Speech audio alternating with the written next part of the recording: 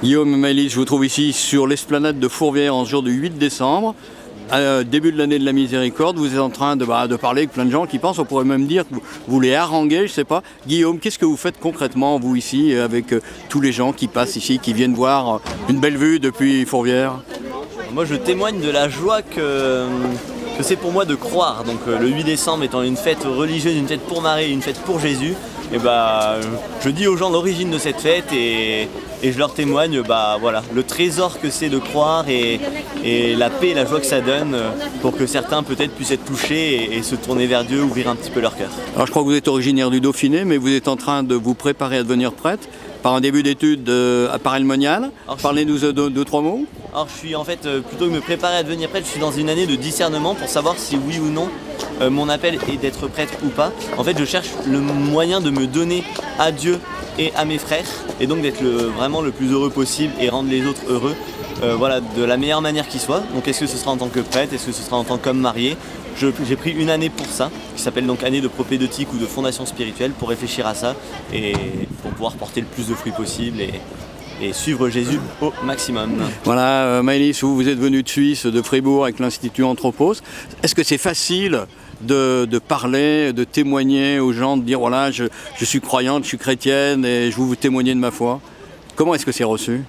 C'est pas forcément ce qu'il y a de plus simple à faire, mais comme c'est une telle joie de croire en Dieu, ça donne un vrai sens dans ma vie et que ça c'est quelque chose que j'ai pas envie de garder pour moi et que je voudrais partager avec les gens. Alors justement, les gens qui passent, comment est-ce qu'ils reçoivent votre message là?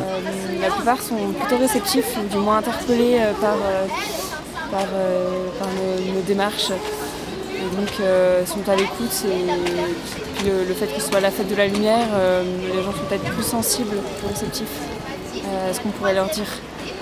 On passe pas trop entre guillemets pour des témoins de Jéhovah, même si Jéhovah ça veut dire Dieu. On est quand même devant l'église, on est catholique, on ne fait pas partie d'une secte et du coup non, je ne pense pas.